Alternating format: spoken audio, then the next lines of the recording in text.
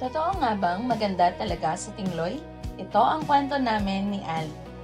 At sa video na ito, ipapakita namin kung paano kami pumunta dito. Alas 5 ng umaga, umalis na kami sa bahay at nakarating kami sa Anilao Port ng 5:30 AM. Sobrang bilis lang ng biyahe namin kasi wala pang gaano sasakyan ng ganong oras. Pagdating namin doon, may nag-assist na agad sa amin sa parking at sa registration. Una naming binayaran ang environmental fee na 50 pesos each at motor parking na 150 pesos overnight sa port. Safe and secured naman dito. Sunod naman ang ferry ticket na 162 bawat isa at terminal fee na 5 pesos. Total na 217 lang bawat isa. Mga 45 minutes lang ang biyahe papuntang Tingloy, kaya hindi nakakainit. Kung gusto mong iwasan ang mahabang pila, mas maganda talaga kung maaga kang pupunta. Habang naghihintay kami sa ferry, halos kami pa lang ang unang nakapasok, kaya napili namin ang magandang pwesto. First time naming sumakay ng ferry, kaya exciting talaga. Habang papalayo sa port, unti-unti mo nang makikita ang napakalinaw na dagat. At dito pa lang, masasabi mo nang sulit na agad ang biyahe mo.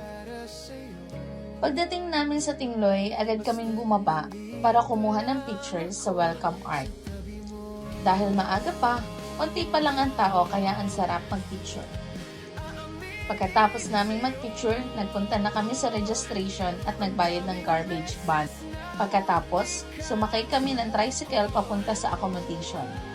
60 pesos lang ang pamasahe bawat isa. Habang bumabiyahe, sobrang relaxing ng hangin. At ang ganda ng view. Nag-book nga pala kami sa MRG Masa sa Tingloy, Travel and Tours. Isa ito sa pinakamagandang naging desisyon namin.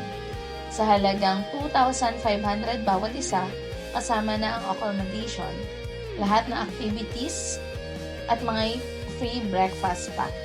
Pagdating namin, nagbihis lang kami at diretso na agad sa unang activity.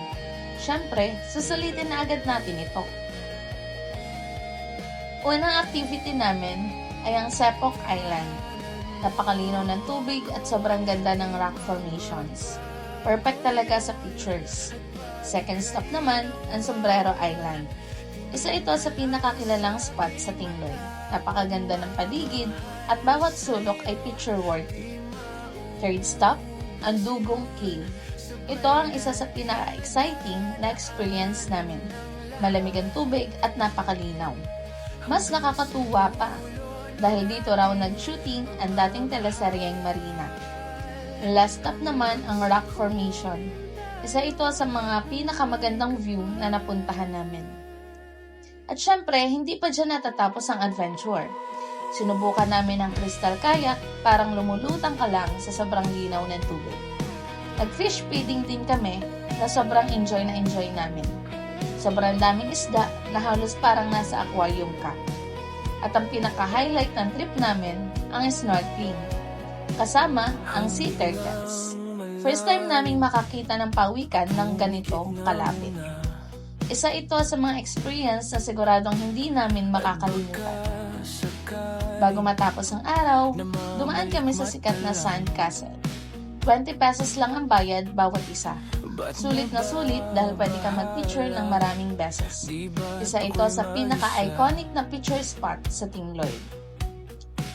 Kinabukasan, pagkatapos ng free breakfast, naganda na kami para umuwi. Maraming salamat din sa MRG Masa sa Tingloy Travel and Tours dahil sobrang accommodating nila. Kung tatanungin nyo kami, worth it ba ang Tingloy? Para sa amin, oo. Sa halagang hindi ganun kamahal, makakaranas ka ng crystal clear waters, island hopping, snorkeling with turtles, at mga tanawing siguradong babalik-balikan mo. Kung balak mong mag-travel sa Batangas, idagdag mo na ang Tingloy sa bucket list mo.